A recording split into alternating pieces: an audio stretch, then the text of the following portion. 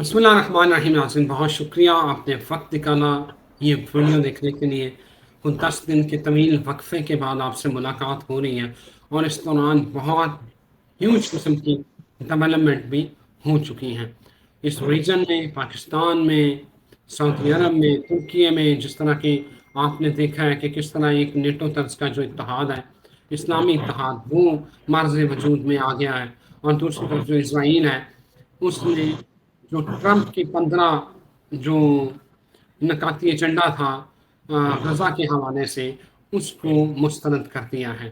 آنے والے دن کس طرح کے حالات بننے والے ہیں، اور اسامہ صاحب سے جانتے ہیں کہ سعودی عرب کا جو ایک بہت بڑا رول خطے میں سامنے آیا ہے پازیٹیولی۔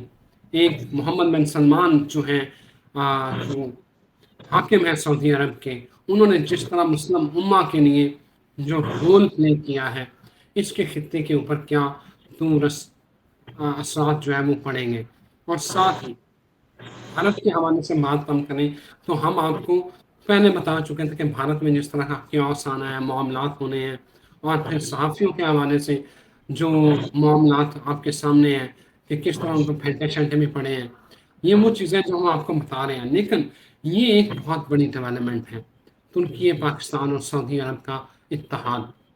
آنے والے دن کس طرح کے ہوں گے، معاملات کدھر کو جائیں گے، اور مسلم امہ کے لیے یہ کیا سود مند ہو سکتا ہے، اور کیا آنے والے دنوں میں نتائج نکلیں گے، یہ جانتے ہیں محمد اسامہ علی میرے ساتھ موجود ہے، the very famous analyst, Pakistan اور دنیا بھر میں دیکھے جاتے ہیں، بزنس کنسلٹنٹ، ریلیجیس اسکالر میرے ساتھ موجود ہیں۔ اسامہ صاحب، پہلے تو یہ بتائیں کہ آپ اس سارے معاملے کو کس طرح دیکھتے ہیں؟ جی بہت شکریہ۔ بسم اللہ الرحمن الرحیم، الحمد للہ رب العالمین، اللہم صلی علی محمد وعلی محمد، لا حول ولا قوۃ الا باللہ العلی العظیم۔ دیکھیے، سعودیہ اپنے آپ کو کافی عرصے سے بڑا کوشش کر کے ویل مینیج کر رہا ہے خارجی سطح پہ۔ ایران کے ساتھ ان کے شہزادوں کا وزٹ ہوا پچھلے سال، اس کے بعد جو ایران اور سعودیہ کے درمیان ایک بہت بڑی عرصے سے خلیج تھی وہ ختم ہوئی۔ ٹرمپ نے بہت زیادہ انسسٹ کیا ابراہیم اکارڈ کے لیے، لیکن سعودیہ اپنے آپ کو کافی حد تک اس سے ابھی تک بچائے ہوئے۔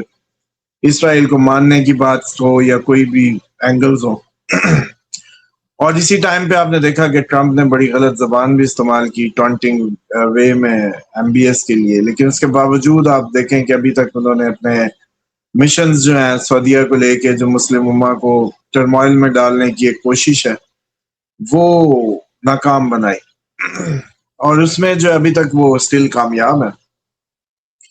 اور یہ اتحاد جو ہے ڈیفینیٹلی سعودیہ اور پاکستان کا تو پہلے ہی تھا، اور اصل بات یہ ہے کہ ترکی اس میں اب اپنے ہاتھ دھونے آ رہے ہیں، اور ترکی کو میں اس اینگل سے دیکھتا ہوں اس کو کہ ترکی کو اس جنگ میں آنا تھا۔ اسرائیل جو ہے بڑی عرصے سے دھمکیاں کرا رہا تھا۔ اب ترکی کے ساتھ اسرائیل جب بھی جنگ میں جاتا یا کوئی بھی شام میں ترکی انوالو ہوتا، تو نیٹو ممالک کا قانون جو ہے وہ لاگو ہونا تھا کہ نیٹو ملک ہے، اس پہ حملہ ہوا۔ تو گریس پیکٹ ایک یاد ہے آپ کو، یہ یہو گیا تھا گریس میں، یونان میں جا کے ایک ڈیفنس معاہدہ کر کے آیا۔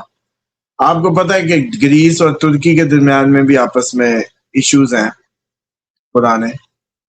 اسی طریقے سے یہ معاہدہ صرف ترکی کو عام لفظوں میں نیٹو سے باہر کرنے کے لیے، جس کے تحت یہ بات کر بھی دی گئی کہ اب اس معاہدے کے تحت اگر ترکی کسی جنگ میں جائے گا تو نیٹو پہ اثر نہیں ہوگا، مطلب نیٹو کی جو کنڈیشنز ہیں وہ اس کا اطلاق نہیں ہوگا۔ یہی مقصد تھا، ترکی صرف جنگ میں جانے کے لیے اس میں آیا، یوں سمجھنا، ورنہ ترکی کو کوئی جانے نہیں دے گا، نیٹو جانے نہیں دے گا، مان لو اس اینگل سے بات کو سمجھ لو۔ تو شام میں اب اچھا بھلا دھمک چوکڑی مچنے کو ہے، تو ترکی نے آنا ہی آنا تھا۔ تو یہ میں اس کو اس اینگل سے دیکھتا ہوں۔ آپ نے جو پوچھا نا کہ آپ اس کس اینگل سے دیکھتے ہیں، میں اس کو کسی بہت بڑے اتحاد کی نظر سے نہیں دیکھتا، اس کی ایک ریزن ہے۔ کہ پاکستان سعودیہ کا جنرل رئیس شریف صاحب کے دور میں یاد ہوگا آپ نے کہ وہ بھی لیڈ کس کو کر رہے تھے. وہ جو فوج بنائی گئی تھی وہ یمن کے خلاف ہی تو بنائی گئی تھی، یاد کریں، اور راحیل شریف صاحب اس کے سربراہ بنائے گئے تھے، یہ بھی یاد ہوگا.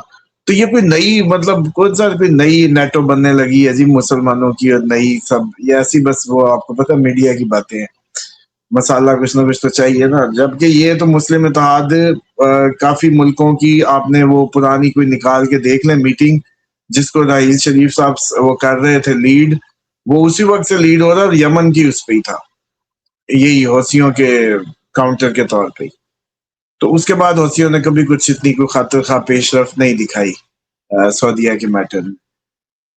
اب جو یہ اتحاد ہے اور پاکستان سعودیہ کا پہلے ہی دفاعی معاہدہ ہے، ترکی کا آنا ایک ایکسیپشنل چیز ہے. وہ آنے کے لیے آپ کو بتا دیے کہ ترکی کیونکہ آنا چاہتا ہے، اب کہیں نہ کہیں اسرائیل چاہتا ہے کہ ترکی نیٹو سے نکل کے میرے ساتھ لڑے، یا میں اس کے شام میں ہاتھ ڈلواؤں یا کردوں کے ساتھ ٹکراؤ، کیونکہ وہ جو کرد کلیمنٹ ہے اس کے ہاں اس میں ایک نقطہ بڑا اہم ہے، یہ چلیں جوڑ لیں اس میں. کرد کہتے ہیں شام کا کچھ ایریا، عراق کا کچھ ایریا، ترکی کا کچھ ایریا، یہ سارا کر کے ہم جیسے کشمیر ایشو ادھر کا ایشو ہے نا، کشمیری آپ کو پتہ ہے کئی کشمیری یہ بھی کہتے ہیں کہ بھئی گلگت بلتستان انڈیا کا کشمیر، پاکستان کا کشمیر، ہم سارا ایریا ایک ملک ہے تو ہمیں ایک ملک بنا دو. سیم کرد بھی یہی کہتے ہیں کہ شام کا کردستان کا ایریا، عراق کا، اور اسی طریقے ترکی کا، ہمیں کردستان دو. ٹھیک. ٹرمپ کی پچھلے دنوں کی سٹیٹمنٹ پہ غور کریے، وہ کہہ رہا تھا انہوں نے ہمیں دھوکہ دیا، ہم سے اسلحہ لے لیے، اب جاتے نہیں ہیں لڑنے. کردوں کو میں نے آپ کو کہا تھا کہ ایران کے خلاف اکسایا جا رہا ہے، کردوں کو اور دروز کو. دروز کا بھی نہیں پتا کہ کیا رنگ لاتے ہیں اسرائیل بیکڈ جو دروز قبائل ہے، لیکن کرد پیچھے ہو گئے. ٹرمپ کے بقول ٹرمپ نے کہا ہے کلیئرلی کہ کردوں نے دھوکہ دیا، ہم سے اسلحہ لیا اور اب جاتے نہیں ہیں لڑنے ایران سے. ٹھیک. اور ایران نے بھی بمباریاں کردوں کے ان سارے ایریاز پہ کی ہیں. مجھے یہ لگتا ہے کہ ترکی کو اس پیکٹ میں لایا گیا تاکہ کردوں کو تھوڑا سا پریشر پٹ کیا جائے کہ چلو بھئی ادھر نہیں تو پھر ادھر سے تمہیں ماریں گے. اس طرح کی کنڈیشن کریٹ کرنے کے لیے ترکی کو نکالا گیا ہے، ترکی کو کہا گیا. اور ترکی کو اتنا انڈیپینڈنٹلی ابھی تک نہیں ڈرائیو ہو رہا. جب کا یہ ہوا آپ کا کرونا میں، ترکی نے جب ریئل اسٹیٹ میں پورا گورنمنٹ کا اٹھا کے پیسہ ٹھوک دیا، ادھر سے کرونا آ گیا تو ترکی کی کمر اس وقت کی ٹوٹ گئی ہے. ترکی اس کے بعد اٹھا نہیں. ابھی تک ترکی کی وہ حالت نہیں ہے جیسے آپ کو امدادیں بھیجتا ہوتا تھا، ادھر ادھر چودھری بنا پھرتا تھا، وہ کنڈیشن ختم ہے. اب ترکی کو بھی اسلحہ ہی بیچ کے مال بنانا ہے، وہ اس کے علاوہ اور اس کے پاس بیچنے کو کچھ نہیں ہے. تو اس وجہ سے ترکی اس لیے بھی کلوز ہو رہا ہے کہ چلو پھر مل جل کے بھی وہ جیسے بچے اکٹھے ہو جائیں پٹاخے چلانے والے، تو چل تو بھی پیسے ڈال پھر تھوڑے سے چلاتے ہیں. پھر کئی بچے دوسرے کی جیبیں خالی کرا لیتے ہوتے تھے، زیادہ اس کے پٹاخے چلوا دیتے تھے. یہ اس طرح کا میٹر ہے. تو ترکی کو لایا جا رہا ہے کردوں کو یا پش کرنے کے لیے شام میں، ترکی کو انوالو کرنے کے لیے. اور یہ جو F-35 کی باتیں بھی سن رہے ہوں گے آپ. تجھے کیا ضرورت ہے F-35 لینا؟ جی ایران میں گر رہے ہیں F-35، ترکی نے لینے ہیں نہیں. وہ قریب ہونے کے لیے رشوت کے طور پہ ہے کہ ٹرمپ راضی رہے ہمیں مطلب اس جنگ میں نہ پش مارے، اس طرح کا کچھ میکنزم ہے. تو بہرحال یہ ترکی کو، یہ کوئی اسلامی بلاک نہیں بننے جا رہا، یہ صرف ترکی کو جنگ میں لانے کی تیاری ہے. اس سال آپ کو پتہ ہے اس نے آنا تھا بس. اسامہ صاحب، سعودی عرب کا جو رول ہے، سعودیہ کا محمد بن سلمان نے لیکن ایک بہت بڑا انیشیٹو لیا ہے، اور ان کی سعودیہ میں بلکہ پوری دنیا میں عزت بھی ہے. اور سعودی نوجوان میں نے دیکھا ہے جب میں عمرے پہ تھا، تو وہ تو دیوانے ہیں محمد بن سلمان کے. اور جس طرح دیکھیں ترکی کے کو ساتھ لانا میں، یا تو یہ ان پاکستان اور سعودیہ نے یہ اسمیل کر لیا ہے کہ ترکی کو جنگ میں دھکیلا جائے گا تو اس کے ساتھ ہم نے کھڑے ہونا ہے. تو آپ محمد بن سلمان کی اس موو کو کس طرح دیکھ رہے ہیں؟ یہ موو آپ کو پتہ ہے کہاں سے ہوا ہونا؟ یہ موو یہ ہوا ہونا ہے کہ ترکی کے پاس ڈرون شرون زیادہ ہیں، مینوفیکچرر ہے. ہمیں تو چاہیے تھوک پہ پکوڑے تلنے کو. ہم نے کہا ہوگا محمد بن سلمان کو کہ بھائی ترکی کو بھی ساتھ کسی طریقے سے تھوڑا سا اڑیکو اسے ڈرون ہمیں چاہیے ہو سکتے ہیں, کیونکہ اس ٹائم سب سے زیادہ جو آپ کی پتہ وار فیئر میں ڈرون چاہیے ہوں گے. تو اس لیے مجھے لگتا ہے کہ, اور آپ کو مزے کی بات بتاؤں, یہ ایک ڈرون جو آذربائیجان کے ذریعے پہنچا تھا پاکستان کے ہاتھ, جو ہم انڈیا میں اسرائیلیوں کے ہم نے مارے یا وہ گرائے, تو جب ہم نے مارے نا تو وہ اسرائیلی حیران ہو گئے تھے کہ یار یہ تو ہمارا ہی تھا. مطلب یہ ان تک کیسے گیا؟ تو وہ ہم تک آذربائیجان کے ذریعے آیا تھا. اور ترکی بھی اسی لیول پہ جیسے کہتے ہیں نا کہ ہمیں چاہیے, اور محمد بن سلمان نے ہمارے جو تھنک ٹینکس ہیں یا ہمارے جو وار فیئر کے کنسلٹنٹس ہیں ان کی وہ جیسے کہتے ہیں نا ڈائریکشن پہ اس عمل کو سر انجام دیا ہے. ابھی وہ کسی اور کا کہیں گے تو وہ ان کو بھی شامل کر لے گا. اور جہاں تک رہے گی محمد بن سلمان بالکل ینگ, کیونکہ because he is and young, مطلب 40 ایج ہے اس کی, اور 40 میں ظاہری بات ہے ینگسٹر کے لیے وہ ایک اچھی مطلب وہ ہیرویٹک وہ ہے, کیونکہ ظاہری بات ہے ینگ بلڈ کو ینگ بلڈ اٹریکٹ کرتا ہے, اس وجہ سے ان کی بالکل ینگ سعودیز میں بہت زیادہ پذیرائی بھی ہے, اور وہ اسی طریقے سے ان کو اپریشیٹ بھی کیا جاتا ہے. اور یس یہ ایک اچھا موو ہے in the terms of business, war business, کہ اس ٹائم ہمیں ڈرون چاہیے, پاکستان ان کو جب جو کچھ ہے اس کو دے رہا ہے, تو ترکی ساتھ آ جائے گا, تو ترکی بھی اپنا جو ہے وہ کوئی حصہ ملائے گا تھوڑا بہت, اور شام میں ترکی نے جو بھی کرنا ہوا وہ کرے گا اپنے اینگل سے. تو یہ ایک اچھا میں سمجھتا ہوں کہ موو ہے. اسامہ صاحب, بھارت کو آپ کیسے دیکھ رہے ہیں؟ بھارت میں جو معاملات چل رہے ہیں, جو مودی صاحب نے وہاں جس طرح کے معاملات چل رہے ہیں, بھارت میں آپ کو لگتا ہے کہ اب ایک شدید کو لہر اٹھنے والی ہے جو مودی کی حکومت کو بہا کے لے جائے گی؟ بالکل, یہ جیسی ابھی آپ نے دیکھا یہ تھوڑے دن کا وہ جیسے تھوڑا سا پوز آیا, لیکن یہ انریسٹ اتنا آئے گا کہ ڈیفینیٹلی انڈیا اس کو سہار نہیں سکے گا, اور یہ انریسٹ جو ہے وہ ایکسپیکٹڈ رہے گا دسمبر تک. دسمبر سے پہلے مودی اترنے کے بھی بھرپور چانسز رہیں گے, اور ابھی باتیں مارکیٹ میں ہونے بھی لگی.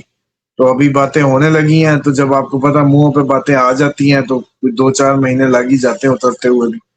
تو یس انڈیا میں انریسٹ ہے, انڈیا میں بھی یہ جو صحافتی میڈیا ہے ان کا جو کنٹرول میڈیا, پاکستان, انڈیا, امریکہ, صحافی جیلوں میں جائیں گے, صحافی سچ بولیں گے. آپ کو یاد ہے پرانا اس سال کے شروع کا پروگرام ہوا, اور اب ارنب جیسے اور باقی بھی آپ دیکھ رہے ہیں چیزیں, تو بڑے باغیانہ روش ہو جائے گی, اسٹیٹ کنٹرول سے نکل جائے گا میڈیا جو ہے, اور اسی لیے صحافی مجاہد بنے نظر آئیں گے, کھلے کھاتے نظر آئیں گے. یہ 45 دن صرف اگر کسی کے لیے دنیا میں مار کھانے کے ہو سکتے ہیں, اسٹرگل کے ہو سکتے ہیں, تو صرف صحافیوں کے لیے ہو سکتے ہیں, صرف وہ جیسے کہتے ہیں سچ بولنے والوں کے لیے ہو سکتے ہیں. کیوں؟ ماس جمنائی میں آیا, جمنائی صحافی کو بتاتا ہے, جمنائی ہاں, لیکن اس میں ایک اور چیز بھی ہے, جمنائی زیادہ تر ہوتے ہیں آپ کے جو سیکرٹ ایجنٹس ہوتے ہیں, جو خفیہ ایجنسیوں میں جو لوگ کام کرتے ہیں وہ جمنائی ہوتے ہیں, ڈبل فیس. اور اسی لیے کئی آپ کے صحافیوں پہ الزام ہوتا ہے کہ جی وہ اسٹیٹ کو پیارے ہو گئے یا انڈر کور اس کو پیارے ہو گئے, کیونکہ وہ ان کے اندر یہ گٹس ہوتے ہیں. ایک تو تعلقات بنانا, اور ہر کسی کا نمبر موبائل میں, ہاں بھائی عام نمبر ہے, آٹو پہ, کمیونیکیشن کا گھر ہے نا. اور دوسرا ڈبل فیس, مطلب ڈبل فیس آپ کو پتا اوریجنلی ڈبل فیس ہی چاہیے تو اچھا ایجنٹ بنے گا نا. تو جمنائی اس لیے ایک اچھا ایجنٹ ہوتا ہے, اور یہ زیادہ تر صحافیوں میں آپ کے جو ہے اس لیے ایجنٹس ہوتے ہیں جو الزام لگتا ہے ان پہ لفافے کا یا اس کا. وہ میں سمجھتا ہوں لفافے کا الزام فضول ہے, مطلب یہ ان کی میڈ ہے, اٹس اوریجنل, ان کا کام ہی یہ ہے. تو آپ اس کو اب ٹونٹ کر لیں, جو بھی کر لیں, یہ آپ کی اپنی مرضی ہے. تو بہرحال یہ 45 دن دنیا میں سب سے زیادہ خطرناک ان کے لیے. اس کے بعد آپ کا جو یہ چائنا والا تائیوان, تھائی لینڈ, یہ ساری سائٹ جو بنے گی, کون سی بنے گی, یہ نارتھ ایسٹ جو بنے گا, نارتھ ایسٹ کی طرف, کیونکہ جمنائی بتاتا ہے ادھر ہی کوئی اسٹرگل کو بتاتا ہے. تو اب یہ چینے مینٹ سائڈ پہ بھی کوئی نہ کوئی فائٹ, کوئی پبلک پہ پریشر, کو مار پیٹ, وہ بھی آ سکتی ہے. دوسرا اس کا جو وہ ہوگا جو